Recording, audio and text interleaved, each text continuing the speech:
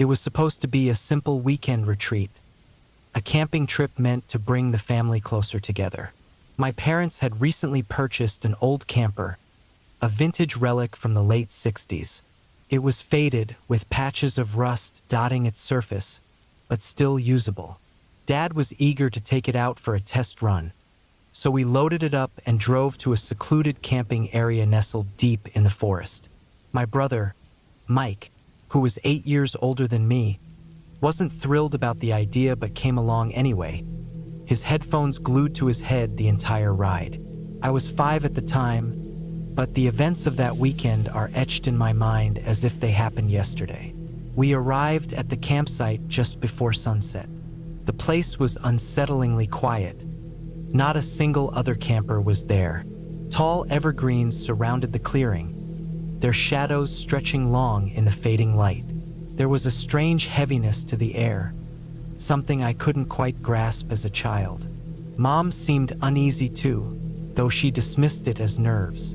Dad just laughed it off, joking that the area probably had some bad vibes or something silly like that. That evening, we built a fire and tried to enjoy some family time. I burned my fingers on sticky marshmallows as we made s'mores, and we roasted hot dogs over the flames. But the silence around us felt unnatural, too absolute. The usual nighttime sounds, crickets, distant owls, were completely absent. As the darkness deepened, we retreated to the camper, chalking the eerie quiet up to being far from civilization. Mom tucked me into bed beside her while Dad and Mike settled into their own spots. I wasn't sleepy, having dozed off during the car ride, so I lay awake, staring at the ceiling. The camper creaked faintly in the cool night air. That's when it began. A loud thud jolted me upright. The entire camper shook violently, as though something massive had slammed into it. Mom grabbed me, her face pale and terrified.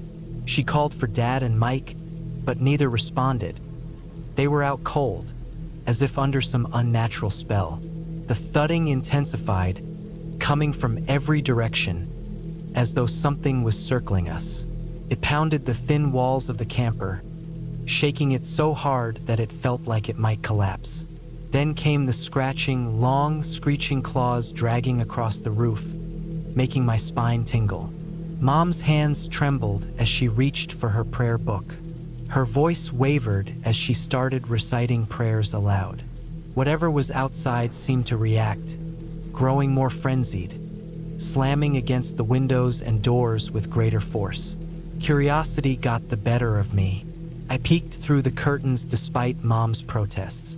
I saw a shadow, a distorted figure hunched low, its body covered in thick, rough skin. It moved unnaturally fast, its shape barely resembling anything from this world. It wasn't a bear or any animal I recognized.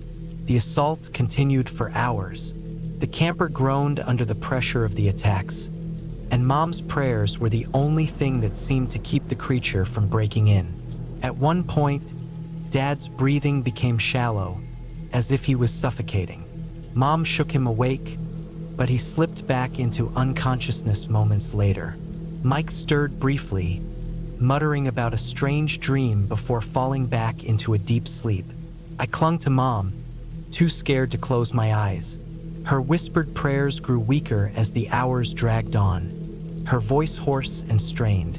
Outside, the pounding and scratching never ceased, becoming more erratic and desperate as the night wore on. When the first light of dawn crept through the curtains, the attacks began to subside. Whatever had tormented us seemed to lose its strength with the rising sun. Finally, the pounding stopped altogether. Mike woke up as if nothing had happened. Ignoring Mom's warnings, he insisted on stepping outside to grab his sneakers, which he'd left by the fire pit. Despite everything, his brand new shoes were his biggest concern. He returned moments later, visibly shaken. "You need to see this," he said, his face pale. We cautiously stepped outside. The camper was covered in deep gashes, each mark as wide as my hand. The ground was imprinted with massive three-toed footprints, each one larger than a dinner plate. Whatever had attacked us wasn't human, and it wasn't anything from the natural world. Dad eventually woke up, groggy and unaware of the night's events. When Mom showed him the claw marks and tracks, he shrugged it off, calling it the work of wild animals or overactive imaginations. But Mom wasn't taking any chances. She insisted we leave immediately, and for once, Dad didn't argue. We packed up faster than ever and drove away, the weight of the wood's eerie silence following us. Back home, we discovered another blow waiting for us. Mike's pet cat, Shadow, had been left in the trailer by mistake, trapped with the heater on for days. The poor thing was barely alive. We rushed Shadow to the vet, but it was too late. Mom was devastated, convinced it was a final act of malice from the creature we'd encountered. The camper was sold shortly after, Mom certain it was cursed. It eventually ended up with a relative, but that's another story. Even now, years later, I remember that night vividly. Mom and I still talk about it sometimes, though Dad and Mike prefer to pretend it never happened. But I know what I saw. There's darkness out there, lurking in the quiet corners of the world. If you ever find yourself camping far from civilization, pay attention to the silence. Sometimes it hides things that should never be disturbed.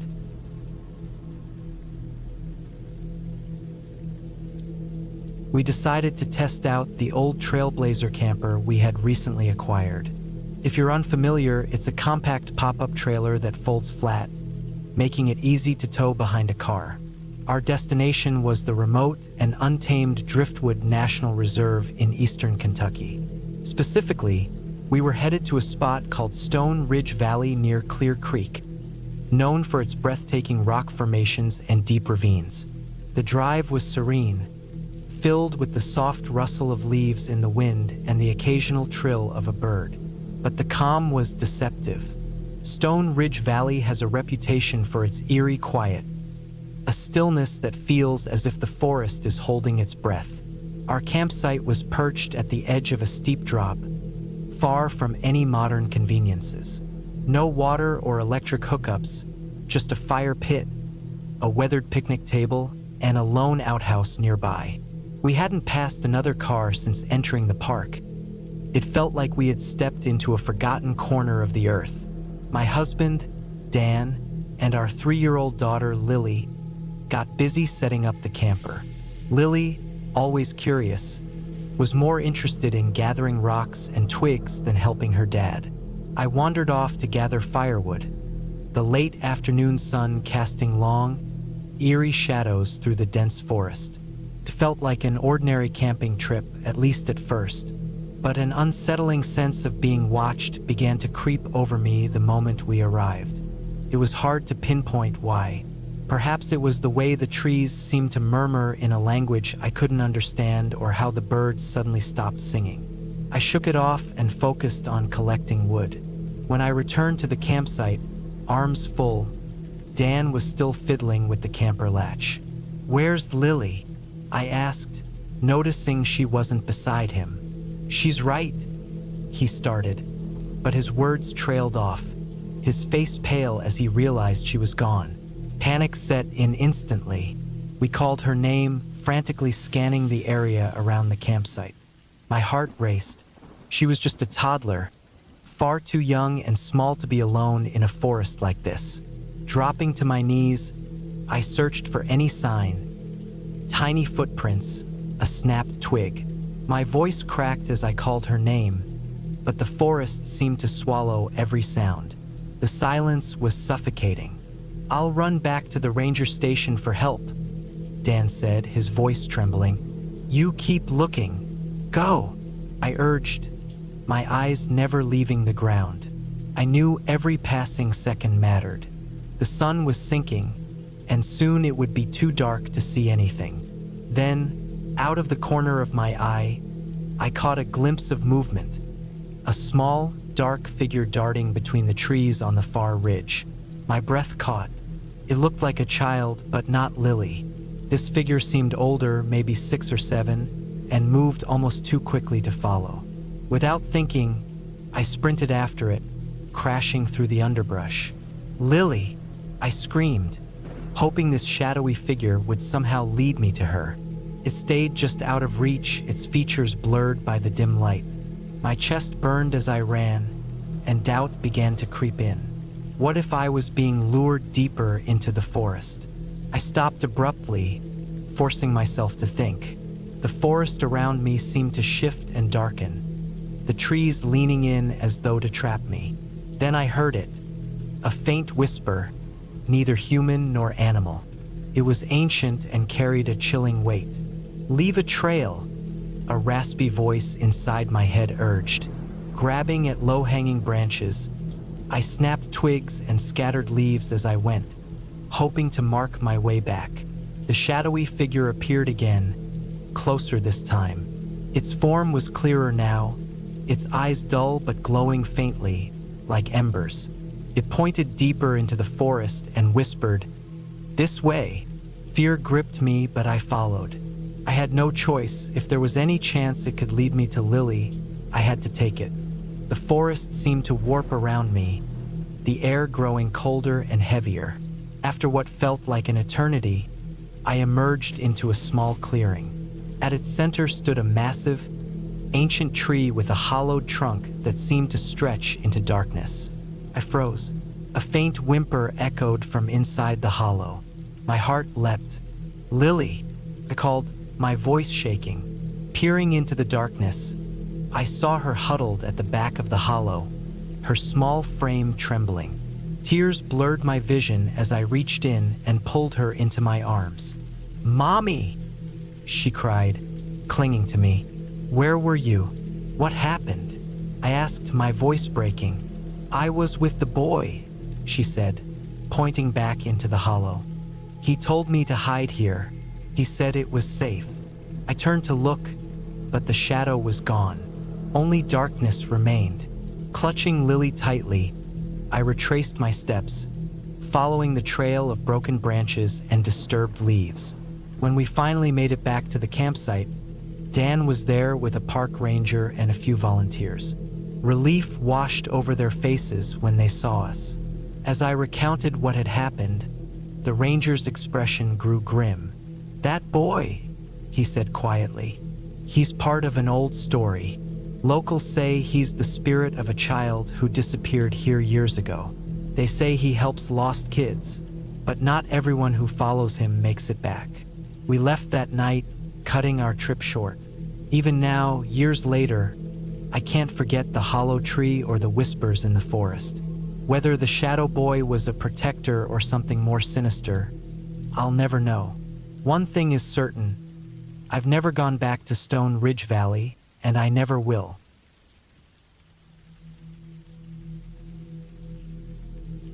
It was the final holiday season we spent together. My mom, ever thoughtful, handed me a big tin filled with mixed popcorn, a family tradition for this time of year. The container stood nearly a foot tall, decorated with a peaceful image of a snow-covered village. After the popcorn was gone, I decided to use the tin to store old photos that had been scattered in boxes and drawers over time. Inside, I tucked away snapshots of family barbecues, road trips, and casual moments with friends. It became a little time capsule, preserving happy memories. Every now and then, I'd pull it out to relive those moments. But as the months passed, I noticed something strange. Each time I opened it, the number of photos seemed to dwindle. At first, I thought I'd misplaced some pictures, maybe taken them out and forgotten. But it kept happening. The once full tin was slowly becoming empty. No one else had access to it, and I hadn't moved them. As another December approached, I decided to finally organize the photos into albums, a task I had been postponing for years. I brought out the tin, now much lighter than I remembered. Among the sparse collection were the pictures my mom had given me before she passed, still tucked inside. I set them aside, planning to sort them later. But life got busy, and they stayed untouched. One quiet evening, just days before Christmas, I found myself alone in the living room. The soft glow of holiday lights filled the room as I watched a movie. My thoughts wandered to past Christmases and the loved ones no longer with me. The house felt unusually quiet, the absence of my mom, my sister, and others weighing on my heart. Sitting there, I mentally greeted each of them, whispering, "Hello and Merry Christmas." Tears filled my eyes as memories of their laughter and love warmed me. Eventually, I fell asleep on the couch. On Christmas Eve, I decided to look through the photos again. I reached for the tin, intending to find a specific one. When I lifted the lid, my heart skipped a beat. On top were photos of everyone I had been thinking about just days before. My mom, my grandparents, and my sister smiling with her favorite cat. One picture of my sister was completely unfamiliar to me. It felt strange since we had so few pictures of her to begin with. How had it gotten there? And why were all these specific photos suddenly at the top, perfectly matching the order in which I had remembered them? I sat there, stunned, pulling out each picture. They were carefully arranged, as though someone had deliberately placed them there. My logical mind tried to explain it. Maybe I had moved them myself and forgotten. But deep down, I knew this was different. The arrangement was too exact, too meaningful. The room was silent as I held the photo of my sister, staring at her smile, the one I had missed for so long. That's when it hit me. This wasn't a coincidence. This was a message. They were reaching out, saying, "We're still here. Merry Christmas."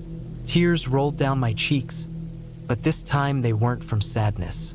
They were from gratitude. I had felt their presence before. A familiar scent in the air, a fleeting shadow, but never like this. Never so clear. In that moment, I understood that love transcends time and space. The bonds we share with those who've passed don't vanish. They change. The ones we miss may not be physically here, but they're never far. As I gently returned the photos to the tin, I whispered, "Thank you. Merry Christmas." I felt certain they heard me. That Christmas was different. It wasn't about gifts or decorations. It was about the reminder that love endures, even across realms. The popcorn tin still sits on my shelf, a treasured keepsake. It holds more than just pictures. It holds a message from beyond. They say the holidays are a time for miracles, and I believe it now more than ever. I never thought I'd receive such a gift from the other side. It's one I'll carry with me forever.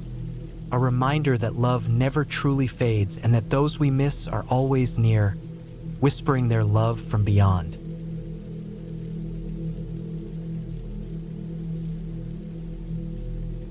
The event happened back when I was in 7th grade. Our school had arranged a 3-day, 2-night camping trip, a thrilling idea for a group of kids eager for adventure. But our excitement quickly faded when we arrived at the campground and discovered it was situated right beside an old, neglected burial ground. The air was thick and muggy, and the rustling of the nearby trees sounded almost like whispered warnings of danger. The campsite had 2 large wooden lodges, one for the boys and another for the girls. Inside, the cabins were lined with rows of creaky bunk beds stacked in pairs. Despite the unsettling surroundings, the first day was filled with typical camping activities: nature walks, games, and a campfire. By the time night fell, everyone was tired and we went to bed early.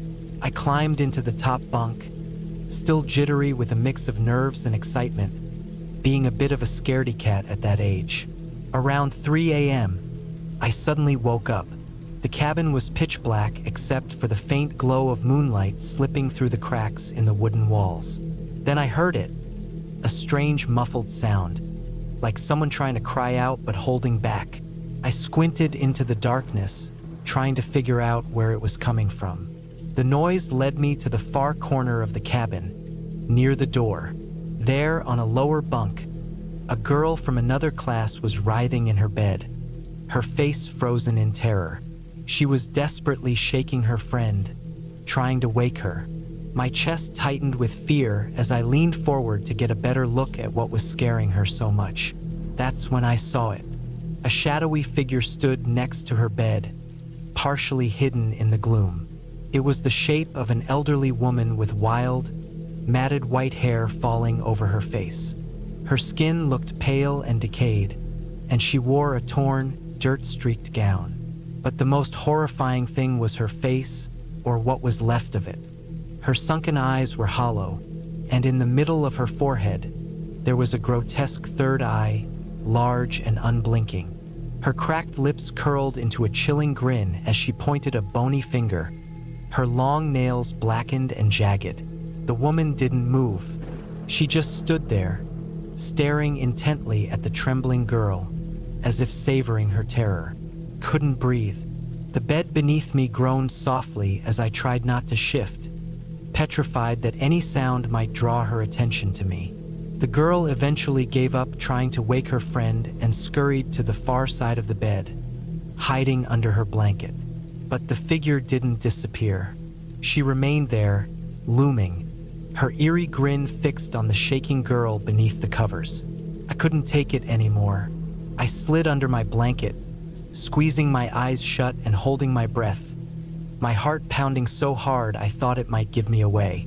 I stayed like that, frozen in fear, until exhaustion finally overtook me. When morning arrived, I was relieved to find that nothing else had happened during the night. But our ordeal was far from over. The second night brought even greater terror. After a small outdoor music performance, my friends and I decided to visit the bathroom before going to bed. The toilets were located at the edge of the burial ground, far from the cabins. The night was pitch black, and we had only a dim flashlight to guide us. The restroom had 3 stalls, and the lights inside weren't working. The air felt damp and suffocating, thick with the scent of wet soil and mold. We took turns, one person holding the door for light, one standing guard, and one using the stall. I went last, and just as I was finishing, my friends outside started shouting my name. "Hurry up! There's something on the ceiling!" one of them yelled. My stomach dropped. My hands shook as I rushed to pull up my pants, but I didn't dare look up. When I finally opened the stall door, my friends were already bolting out of the restroom, screaming. I didn't look back either. I just ran as fast as I could, my heart hammering in my chest. As we raced toward the cabins, we heard heavy footsteps behind us, growing louder and faster, like something was chasing us. Whatever it was dangerously close. I could almost feel its breath on my neck. We didn't dare turn around. We just kept running until we reached the main hall, where the other campers were gathered. The footsteps stopped abruptly. We turned to look, gasping for air, but there was nothing there, only silence. That night, I switched to a lower bunk, but it did little to ease my nerves. Sleep eluded me, and I lay awake, staring at the wooden beams above. Around 4 a.m., a soft tapping sound began at the window behind my bed. The taps grew louder, accompanied by the slow, shuffling sound of footsteps outside. They circled the cabin, crunching through the gravel, pacing back and forth. Panicking, I tried to wake my bunkmate, but she wouldn't budge. Desperate, I climbed into the top bunk with another friend and buried myself under her blanket. She stirred slightly, muttering in her sleep, but I didn't care. I just needed to feel hidden.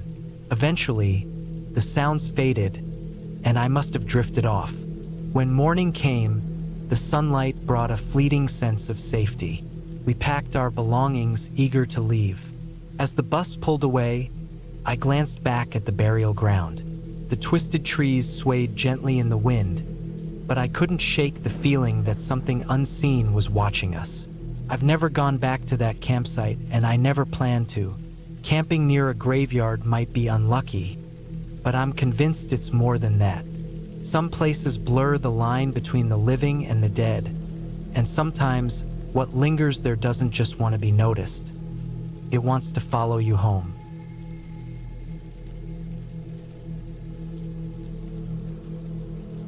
Around 5 years ago, Curiosity led me and a close friend to one of the most enigmatic places in Ishigaki Island, the revered mangrove woods. Known in local lore as the dwelling of the mythical Yuta spirits, these childlike beings are described as both playful and capricious. Locals often tell tales of their fiery red hair and mischievous nature, capable of bestowing luck or chaos depending on their whims.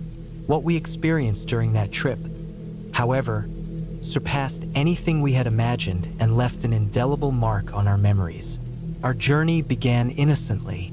Having already explored much of Ishigaki, we had heard whispers of the spirits associated with these woods. This time, we hired a local expert, a photographer well-versed in the island's folklore and traditions. He offered to guide us to one of the oldest mangrove clusters, said to be deeply linked to the Yuta spirits.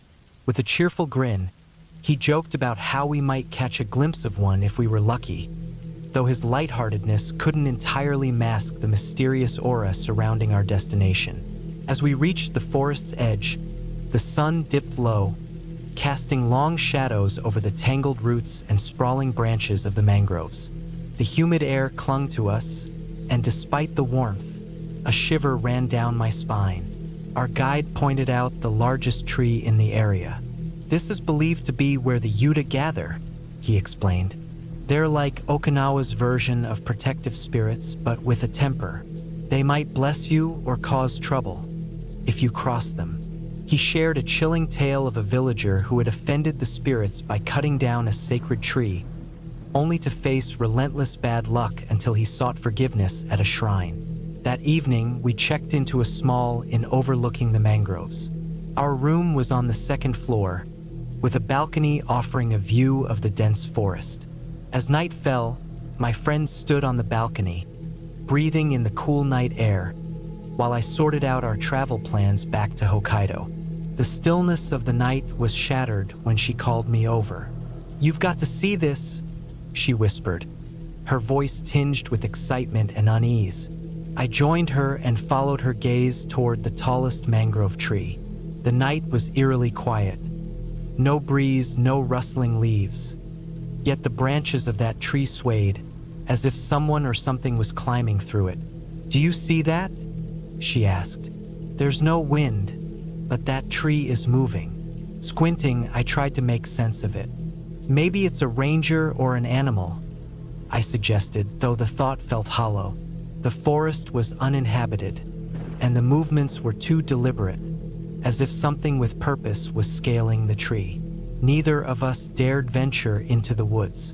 Instead, we locked the balcony doors and tried to sleep, though the oppressive heat and an ever-growing sense of dread kept us wide awake.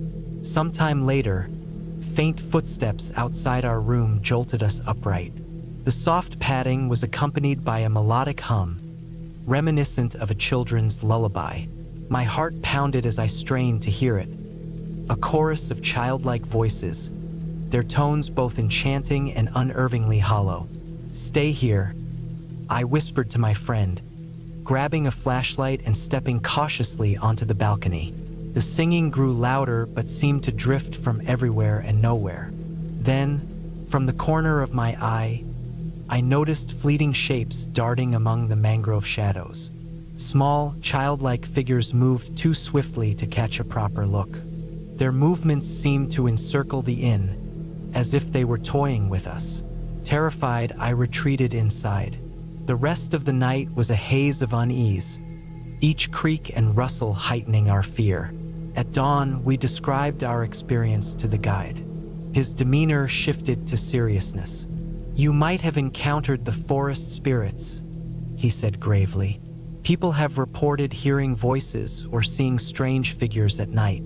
The Yuta are usually harmless, but they don't take kindly to trespassers." Determined to find a rational explanation, we scoured the area for signs of visitors. Footprints, broken branches, anything. But the ground was pristine, the forest undisturbed, as if no one had been there. Before leaving, I returned to the balcony one last time. In the daylight, the mangrove tree looked ordinary, its ancient branches swaying softly in the breeze. Yet, I couldn't shake the feeling that something unseen lingered just beyond the shadows. To this day, I'm unsure of what we encountered. Were they truly the Yuta or something far older and more enigmatic? Whatever the case, that memory serves as a reminder. Some legends are more than mere stories, and certain places blur the boundary between our world and the unknown.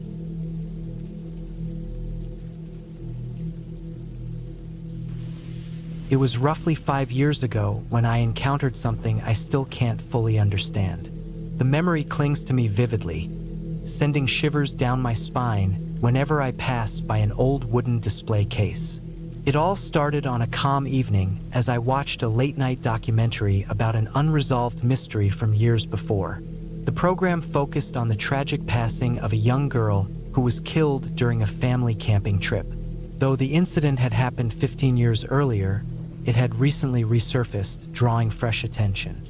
I felt a strange unease while watching, but nothing could have prepared me for what followed. Around 10:30 p.m., I turned off the television and walked into the dining area. In that room stood an antique display case, an heirloom from my grandmother.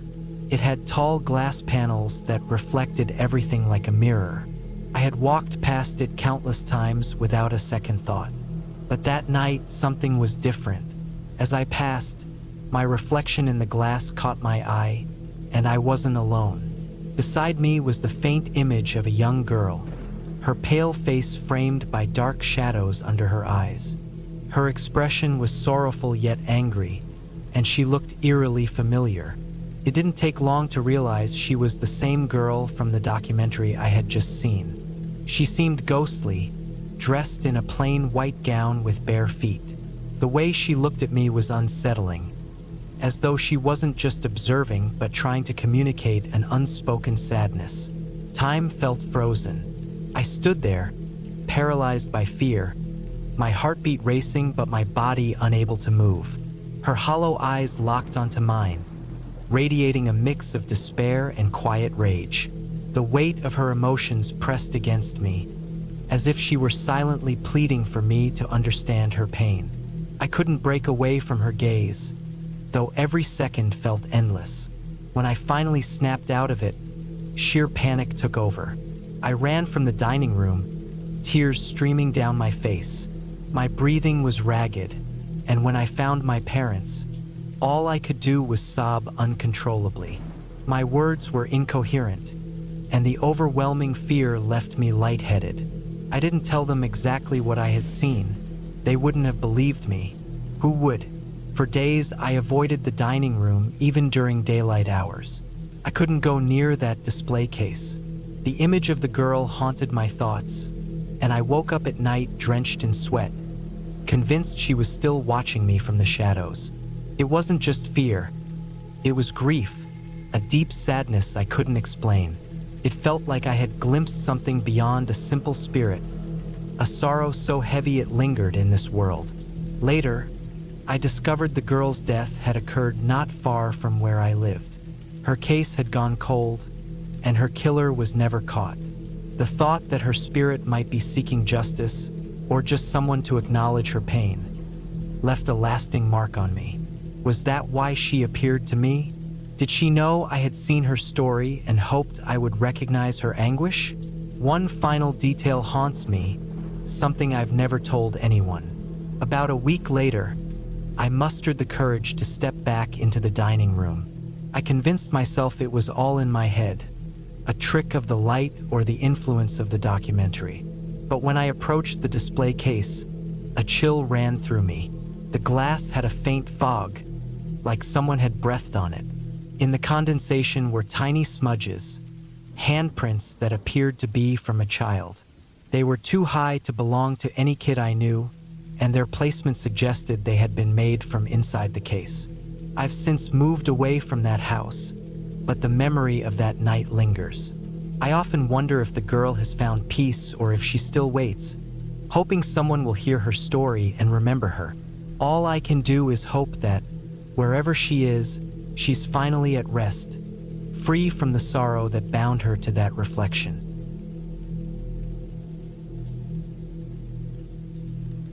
I've always been fascinated by paranormal tales shared on this platform, quietly intrigued by the accounts others post. I never imagined I'd have one of my own to share, but seeing how supportive this community is, I figured it was time.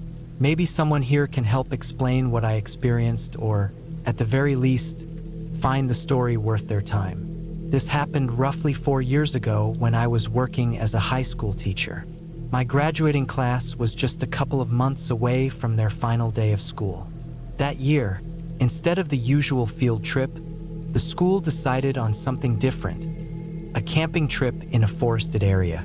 3 days and 2 nights filled with outdoor adventures, just the students, a few chosen staff members, and plenty of nature. The excitement was infectious, and even I found myself looking forward to it. The day of the trip arrived, and faculty members involved were asked to come in early to prepare. It was mid-March, and the mornings were still cold, with a heavy mist blanketing everything. I remember reaching the school at about 4:30 a.m., thinking I might have arrived too early because the parking lot was almost empty, save for the security guards on duty. Our school was well known in the region, recognized for its history and prestige. The high school section was located in one of the oldest wings of the campus, sharing the space with the administration and library buildings. As I made my way through the long corridors toward the staff room, an unsettling silence filled the air. The dimly lit hallways and the sound of my own footsteps echoed eerily, amplifying the strange feeling that something wasn't quite right.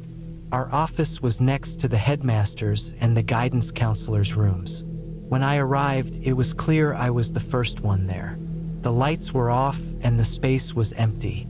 I flipped on the lights and went straight to my desk to make some tea while waiting for the others to show up. A few minutes later, something caught my eye. A movement in the hallway outside the large window near the office door. I saw someone walking briskly past. Assuming it was either the headmaster or the guidance counselor heading to their office, I didn't think much of it. The figure's quick pace and their silhouette made me believe it was the headmaster. I simply wondered why he was there so early. After a while, I decided to visit the restroom and then say good morning to whoever had arrived.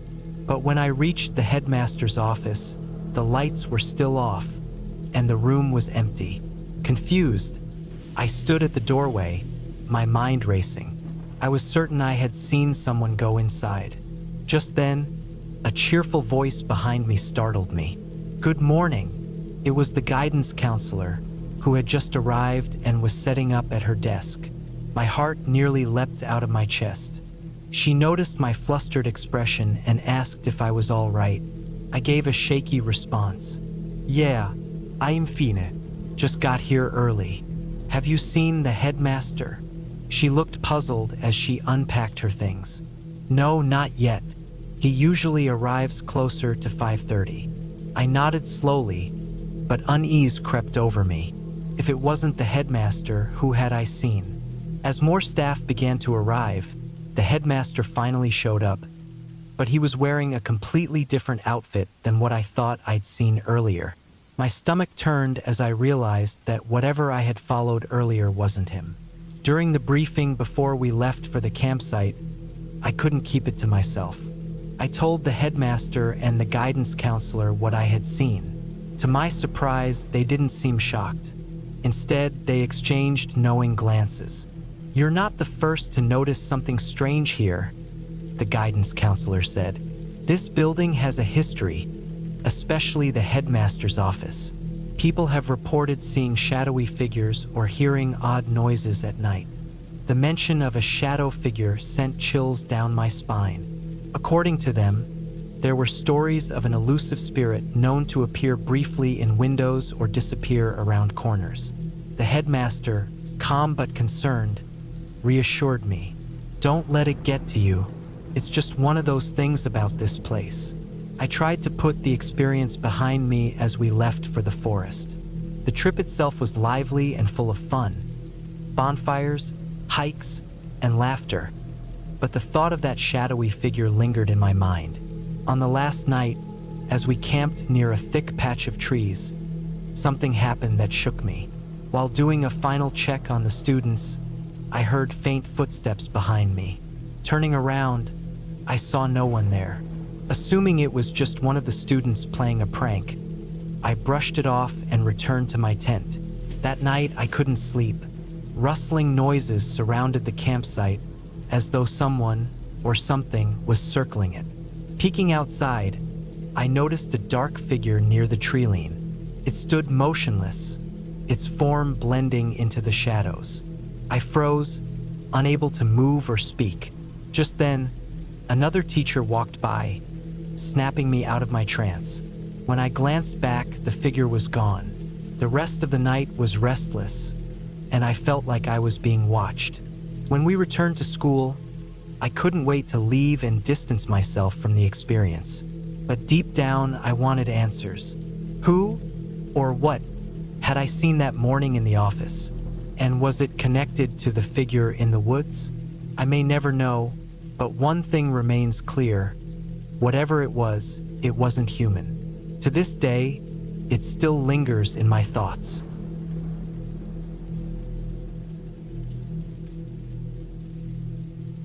Hello, everyone.